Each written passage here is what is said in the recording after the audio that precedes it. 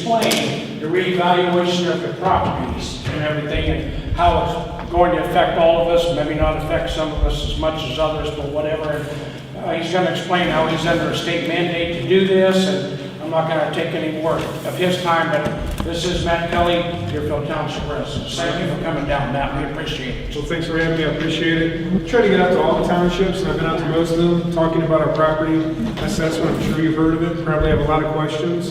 But I'll just start by saying, like I said, my name is Matt Kelly. I'm your Portage County Auditor. I've been in office here for just over about a year and a half. I took over for Janet Esposito when she retired, and she's doing well. I know I got big shoes to fill. Got a great staff. They're doing wonderful things. One of the things I know that they're helping people with, the property assessment part of the auditor's office, is really answering a lot of tough questions. So what we tried to do, we're going to come out with versions of this informational postcard. I handed this out at the 4th of July Aurora Parade to make sure people knew what was going on. I've handed it out at a couple other township meetings, just to make sure that people know what's going on in the township. If you know it or not, the auditor's office, they do a lot of different things. We take care of the dog licenses in Portage County. We take care of accounts payable, accounts receivable for the county, payroll for the county, property assessments for the county, deed transfers, so a lot of stuff that the auditor's office does. But one of the things that is very important to us this year, we do it every year, but one of the things that's very important to us is property assessments. So how do we do that? Every 6 years, the state of Ohio mandates the county to go around to each parcel in the county, put eyes on that parcel, your house, your farm, whatever that may be, and do a fair assessment of what that parcel is worth. Every 3 years, we do the same thing. It's just not as formal. They don't necessarily go out to the property to look at it. They can do things like Zillow, they can do aerial photographs, things like that. So it's a little bit more informal. The one that usually gets the most attention is the one that happens every 6 years. That's the one that we just went through. We use a third party, Integrity Appraisal Services. They've been with Portage County for years. I think they do a very, very good job. We'll talk about some things with them here in a little bit, but that's who does our appraisals. We just don't have the manpower, and it wouldn't be worth taxpayer money to have a team to do that just every 6 years. We want somebody that knows what they're talking about, they're experienced going out looking at parcels, and can give you a fair assessment on what your property is worth. So if you look at this postcard right here, so kind of a calendar of events. We just finished up, so we got all the assessments for the parcels in the county. Whenever, if you were to walk into the auditor's office here, the past couple days, you would see over at Matt Adelman, he's the one that takes care of our property assessment department, 70 to 75,000 letters set to go out. I think they started going out today. And that will tell you your before value 3 years ago, when we had our triennial assessment 3 years ago, how what that value was compared to the value that they just did here in our sexennial assessment. Before and after values, okay? So that's the letter that you're gonna get. There's not a lot of information on there except for that before and after. It says a few things on the front. What I want you to look at is on the back, there's meeting times that you can come in and have an informal meeting with our appraisers, and you can tell them that, hey, my before and now my after, my current value, I think it's off. And come in and say, I looked at 3 houses around me and sold them in the past 2 years, and they're not, anywhere near what you're saying mine is worth. If you've had a private assessment in the last 24 months, like you got your house refinanced or something like that, bring that in and show them. And if it's vastly different than what our assessors have determined your house to be, they'll take that into consideration. So it's a way for you to plead your case as to why your house or your parcel isn't worth what it was assessed at, okay? If you look at this right now, here's the kind of the calendar of events as they're happening. July, August, the revaluation notices are sent out to taxpayers. That's what I was just talking about. These letters will go out, you'll see them in the next week or two. In August and September, I talked about those informal hearings. Now, a lot of times you'll see government agencies where they'll do, we're going to have hearings from like 8 to 4. Well, I know everybody works, so they got stuff going on, or whatever that may be.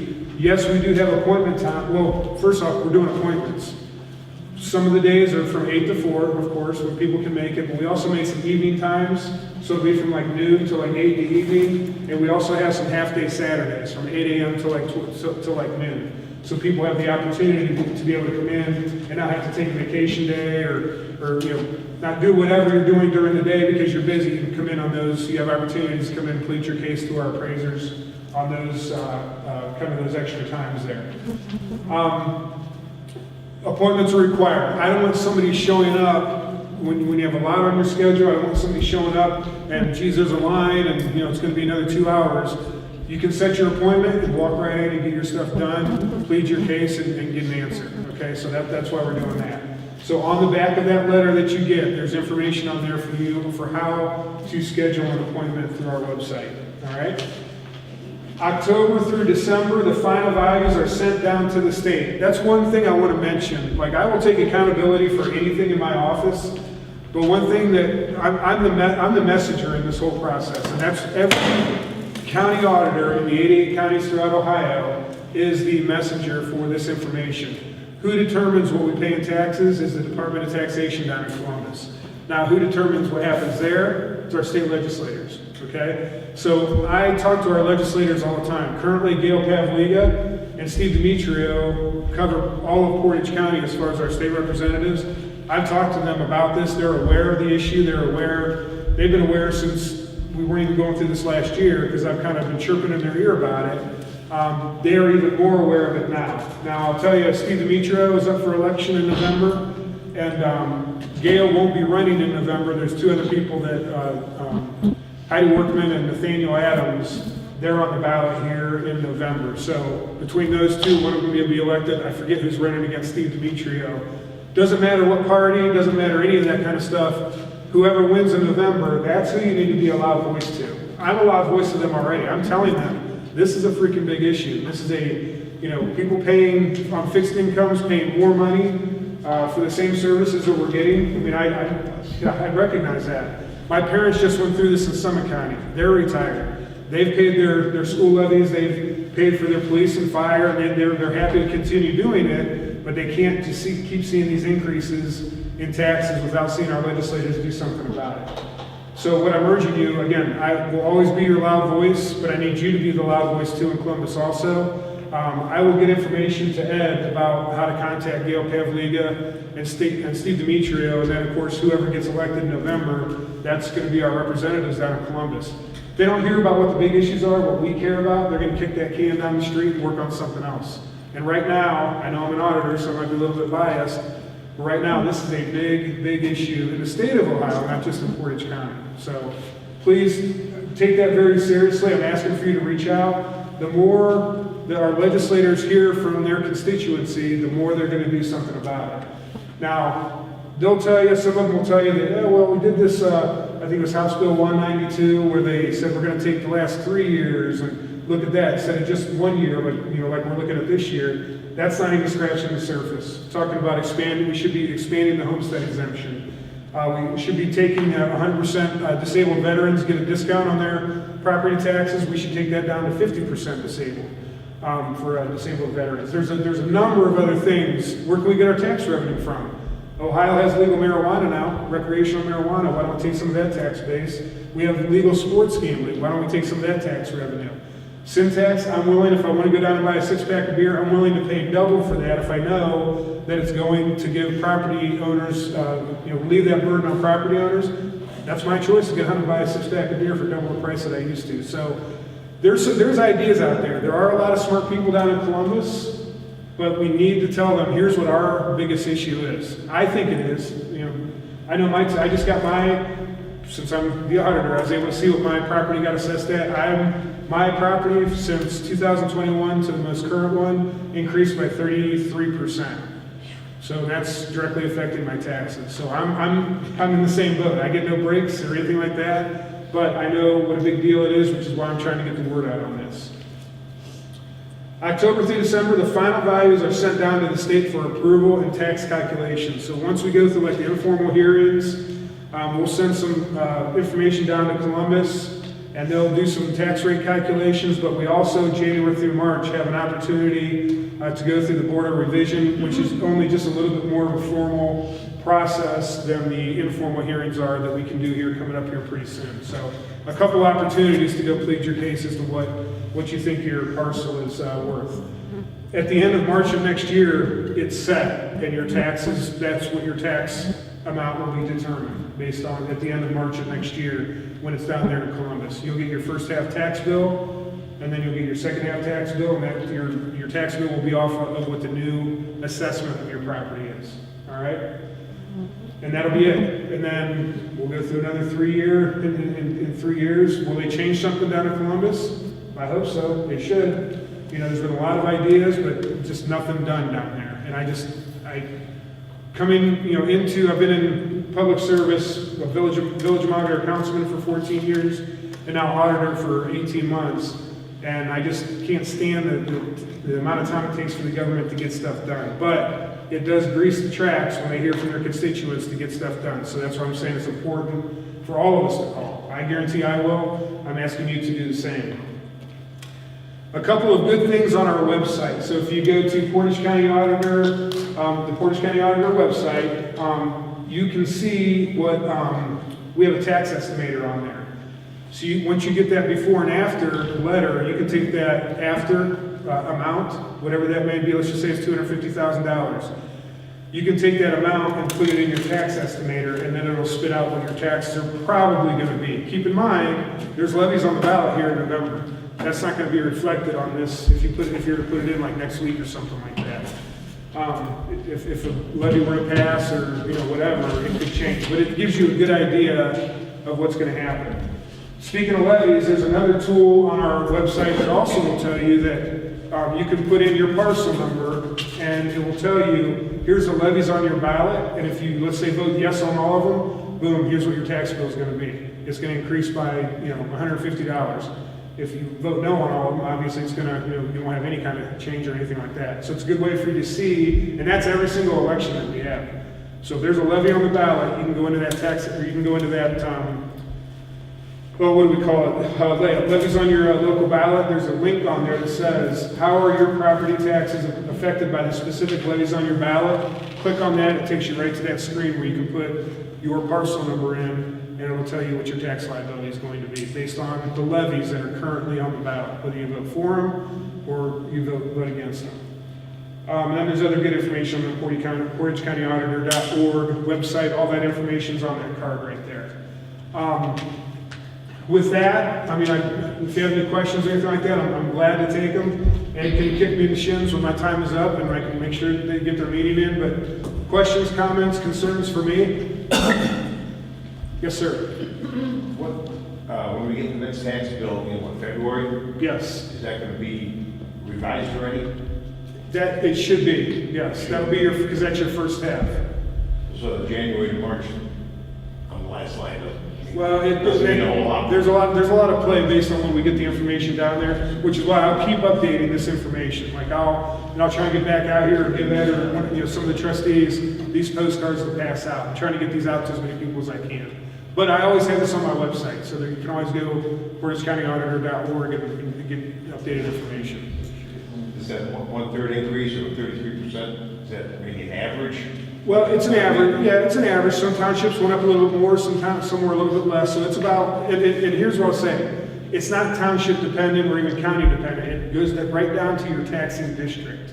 So wherever you live, whatever that your school, your school district is, or you have a couple things working as far as your tax, it goes right down to the tax district. So sometimes a neighbor might not even be the same because they're in a different tax district, district or whatever. So that's why that tax estimator is important to be able to go on there and see what's going on.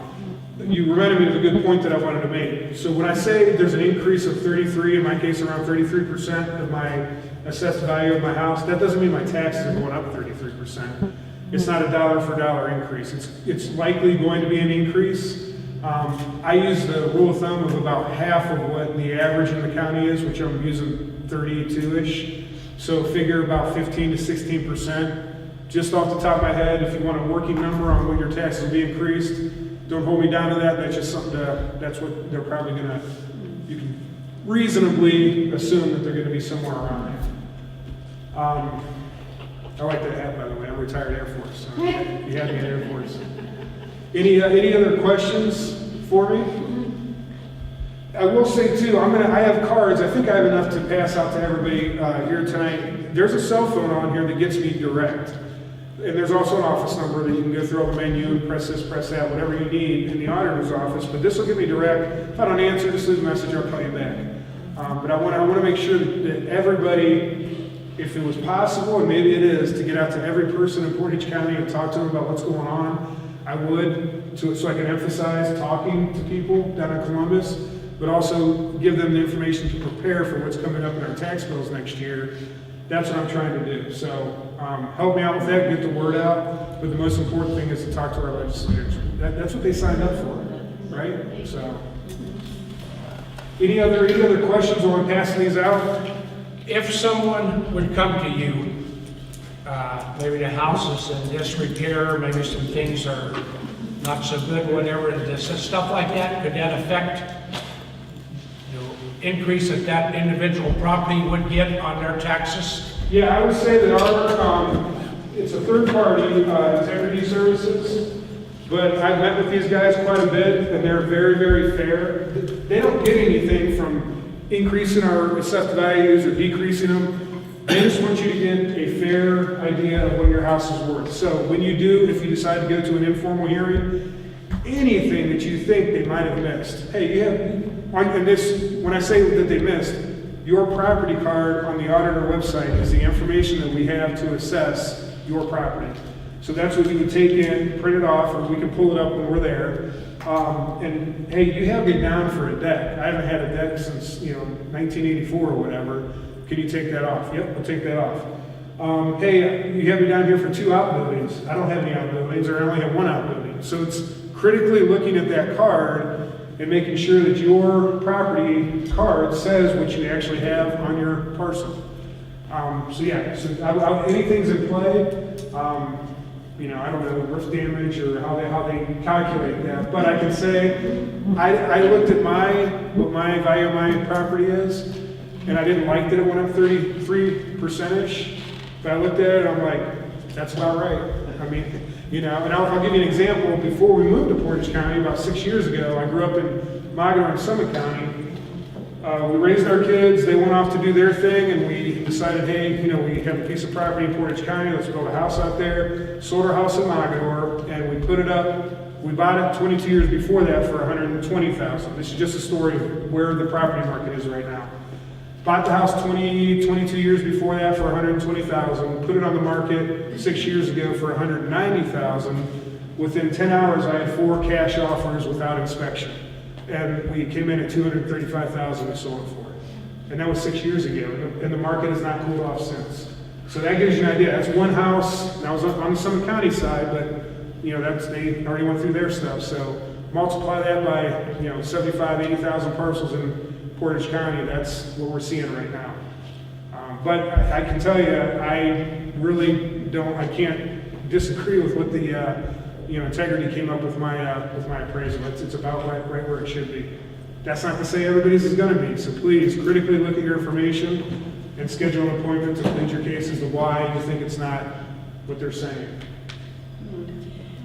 Matt, where it says a tentative 2024 property value displayed, does that mean they have to do it yet, or they have done it? I'm just looking at one parcel. Does that mean they've already looked? Well, being this is tentative, I don't. That's new. We're constantly updating this with all the information coming in. So Okay. can you go to my property? Sure. And I'll see if it lines up with what my number is, and then we'll know if that's. Okay. Just put my address as Back to the search engine. Okay. Go ahead. 2193. SD.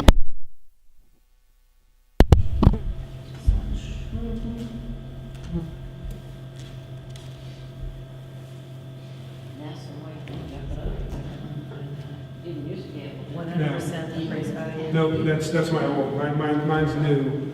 So the question was, there's tentative values in there right now. Not to say they're not updated, because we're updating a lot of information on the website right now, but mine in particular is 3 years ago stuff. So they probably just have to update down there, update all the information. Good question. That's exactly where you go to. Right there. Oh, yeah. So good, thank you for pulling that up. And you can find your forms, like homestead forms and owner occupancy forms are on the auditor's website. You just print them out. Yep. Yeah, we want to make it easy for everybody to do everything they possibly can to lower their tax bill. So those forms are on there, you just have to come to the office and get all that stuff. We're gonna have an office, a booth at the Portage County Fair, laptop, be able to maybe hopefully look at updated values and all that kind of stuff, maybe not, but we're gonna be there to hear if you have any questions as you leave out of here. We're gonna be at the Portage County Fair. We'll have a booth set up on Main Street for the balloon affair, that we can do the same thing, laptop out there, and we do all sorts of things. So dog license information, unclaimed funds, whatever we can do out there, we'll do for you. We might be one other place here the rest of the year, but we're trying to get out there and be accessible to the public as much as we possibly can. That's, the staff knows that that's something that's real, I don't like to hide behind that desk, and I think the auditor's office, the staff there is, wonderful as far as being accessible and answering questions. So we're taking advantage of that to help you out. Yes, sir. If we have property that's across from ours or within our neighborhoods and it's not taken care of properly, Right. what, does that affect our value? Talk to these people up here. It could, but to get that remedy, that's where you take advantage of your zoning, your laws and zoning and stuff like that. And I know the Deerfield trustees, they're very, very good for me to deal with, and I'm sure they're, good to, if you point out a problem, they're gonna fix it. So that's who I would call first. Could it affect your property value? You can bring that up for sure. Take pictures. The last thing the appraisers want to hear is they'll listen to your story, okay? But if you don't have like, hey, the property across the street, or I don't have this deck that you say I have, if it's just your word against theirs, it's going to make their job very, very tough, okay? But if you bring in pictures, hey, look, I just took this picture yesterday. You're saying I have this deck. Here's a picture of us taking it off, or it's not there anymore. We took it off 2 years ago, or something like that. That's the stuff they need, documentation. Okay. So if you think it's worth it, the property across the street is affecting my value, that's worth to get a picture of. Now, you kind of reminded me of something too. I know for me, any house that I've ever owned, that's the biggest investment I've had in my life, between my wife and I. And with any investment, you want it is worth as much as possible, right? You want it to be max out on the amount, right? So in one respect, it's good when we look and I look and say, okay, that's a fair value, and it's 33% higher than it was three years ago. You could look at that as my investment just increased by 33%. So think about stock market and all, any kind of investment that you have. That would be a great, great story, wouldn't it? The problem comes on how they tax that value. That's why I keep saying, go talk to your legislators, change the fact of, yeah, this is my biggest investment and you're taxing the crap out of it. Let's change the way we tax. We need police, we need fire, we need schools. Parks are awesome. All the things that levies pay for are services in the community, we need them. But it doesn't have to be the property owner that gets hammered every single time paying for those services. I know, we don't have kids. I'm 53 years old. I don't have kids in school anymore. Should I pay towards school taxes? I think so goes the community, so goes the schools, so goes the community. I'm willing to pay some, but I'm definitely willing to pay for police and fire, but maybe the calculation should be a little bit different. My mom and dad are over 65. They got grandkids that are out of school by now. Should they still be paying taxes towards the school? Maybe not as much as what they used to when the kids were in school. So I think everybody would agree with that stuff, but if Columbus doesn't hear those ideas, let's move on to something else. And here we are still paying taxes. The other thing is, the state of Ohio has $3 billion plus in their rainy day fund. Talk to them about that, where they can relieve homeowners, property owners, of a little bit of their taxes by using some of that $3 billion in rainy day fund right now. Can you give us a little bit of a 10% decrease or whatever that may be? The money's in there for a rainy day fund. I would say when your property values are going up on average of 32%, it might be raining a little bit, right? Help us out. So. Matt, can you explain the two things that people can, if they haven't already done, they can fill out the owner occupancy discount, and also homesteaders, like how old you have to be and what you have to have to qualify for those? Off the top of my head, I know the homestead is 65 or older, and there's an income limit to it also. But you can fill that form out. The information is on the website. So if you think you qualify for it, I should have brought some of those. Can you bring that form up Yeah. on there? And then the other one is the owner occupied. If you own and occupy your house, you get a discount on your taxes also. That's a good point, that maybe on this next postcard, I'll put that on there, that, hey, be sure you signed up for, and I know we're putting information together for the booths that we're gonna be occupying at the fair, the Balloon Fair and the Portage County Fair. Maybe I'll add that to the pamphlets to say, make sure that you're qualified for these programs. Forms.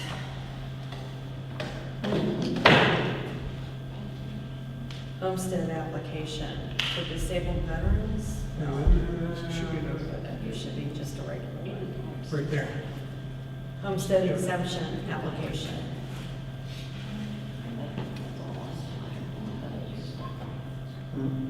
Senior citizens, disabled persons, and surviving spouses. 449 and after. Yeah. What was the income? There's an income limit that just changed. Okay, income limit.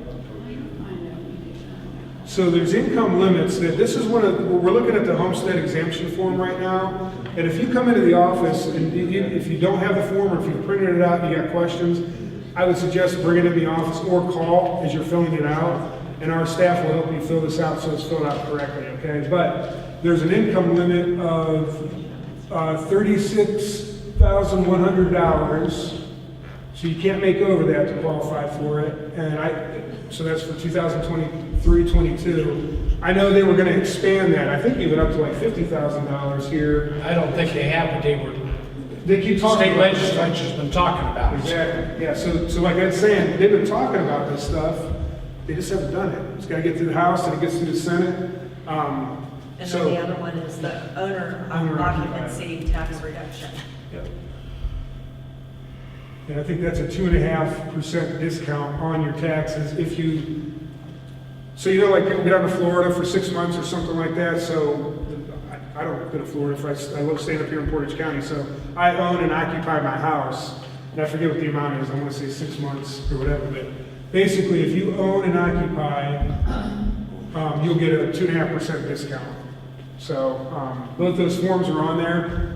My staff will answer any questions about these that you have. If you're a veteran, disabled, bring in your veterans information, 100% disabled, they'll give you a discount on your taxes there. So again, really good staff, there's plenty of people in there right now to answer your questions. So I'm urging you, even if you just have a question about whatever, call. Those numbers on there, you can call my cell phone, I'll get you the right person, or you can call that other number on there, they'll get you to Matt Allerman.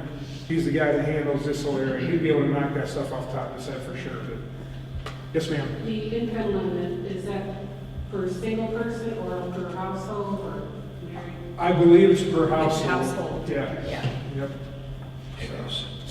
So they can do better on that kind of stuff. They can make more people eligible for these types of discounts for sure. That's kind of, but if they don't hear it, I guess it's okay the way it is. Let's go look at something else, that type of thing. I will say this, we have really good legislators. Steve Demetrio is a good friend of mine. He knows that this is a big deal. So I'm hoping he gets elected here in November. I know Heidi Workman is another state representative. She's up for election here in November. She's specifically going to talk about this, and every time she goes out in campaigns this year, because I've talked to her so much about it. I'm like, if you want to talk about the big deals in Portage County, the number one thing right now, I guarantee people are going to talk about or ask you about is property assessments, property taxes. So if you want engagement, if you want people asking you questions and knowing that you're doing something for them in Columbus, that's who to reach out to and what to talk about when you go out and talk to people on your campaign. So she's aware of that. I've not heard from the other two people running yet, so if they want to reach out, I'll tell them the same thing. But whoever gets elected in November has a big responsibility to do something about property taxes for all of us. Are you speaking to any of the school boards? I've been to the school board treasurers meeting quite a bit. I'm invited to that once a month, so I'll make that as much as I can. I've been to, I don't have a list of townships, we have 18 townships around Portage County. I've probably been to about 12 of them and had the same conversation with them. I went to Streetsboro Council here a couple weeks ago. You might have seen that in the Record Courier. Good questions by Mayor Braska. We're all in the same situation. And my intent is to not sit behind a desk and you just kind of shuffle it off and kick the can, like I say. I want you all to know what's coming at you. It's here, it's coming. you will be paying this next year unless our legislators do something different. And again, if they don't hear that it's a big deal from us, they're gonna move on to something else. So, yes, I've been to, the same thing, Aurora, 4th of July parade, handed these out, talked to as many people as I could. We'll hand these out at each of the parades we're in this year. I'm not campaigning this year, I want to get out, this isn't campaign material, it's, hey, here's what's going on material. So I'm happy to be in parades, I'm happy to be at the Portage County Fair answering questions, the Balloon Affair answering questions, wherever I can be, either my staff or myself will be there answering questions. That's what I signed up for, and they know that's what their responsibility is, to make sure you all know what's going on. We need to have these at the Applewater Festival. Yeah, and take them to the post office. Leave them and I'll take them to the post Okay, office. absolutely, easier then. Okay. I know we have a Southeast School Board member, Mary Gailey, she had to go to the school board meeting tonight, but she asked if it was gonna be video. Oh, was it video? Yeah, yeah, All right. yep. Is it video. live or is it just recorded? It's live. Oh, okay, cool, all right. Do you vote for election this year? No, I'm not up this year. I have 2026. I intend to run again. I really love what I'm doing. If I had just one more minute. County, the staff, when I came in, Janet gifted me a very, very wonderful staff, like I mentioned many times. What we've been able to do since we've been in there is, when I came in, 10% of the county was still, like county associates were still getting a paper check.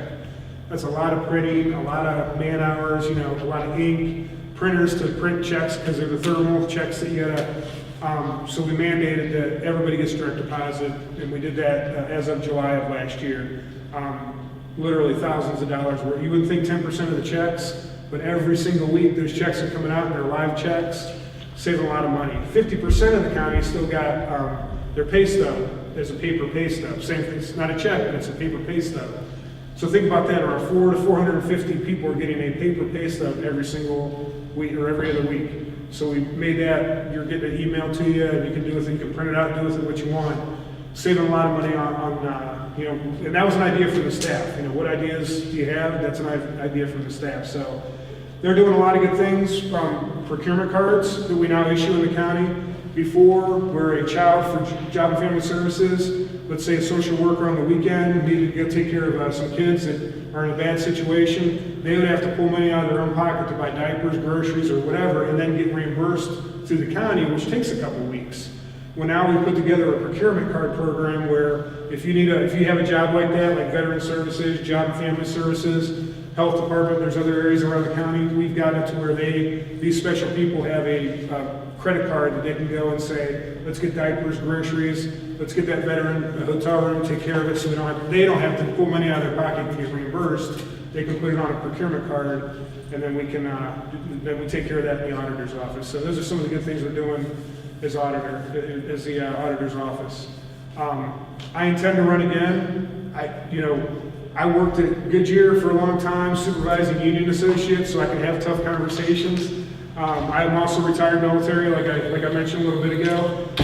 So I signed up for this. I love public service. I love being able to solve problems, having the resources to be able to solve problems. If I don't know about the problems, I can't help out with it. So please contact me, reach out. I will not be a stranger here. The trustees know that. I'm trying to get to every township meeting every single year while I'm in my position to hear the business of the county. This is where the stuff happens, at the township trustee meetings and council meetings. So I won't be a Contact stranger. your representative. Contact your representatives. Absolutely. And we should mention that at every township trustee meeting, every single time. Hey, remember, our trustees are, person A and person B. We need to get out and maybe it's not about property taxes. I know right now it is. Maybe it's something else. But they're the ones that can make the change down in Columbus. So, all right. Thank you, Matt. Okay. Thank you. Hey, I do appreciate the time you gave me to speak. Again, I won't be a stranger. There's my information. Get a hold of me, and I'm here to help you for sure. Thank you. Okay. Thank you. You're welcome.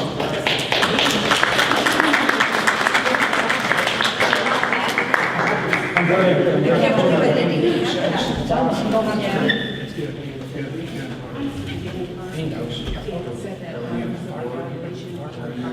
They're coming out. You should give them this with your next. He's ready before. But if you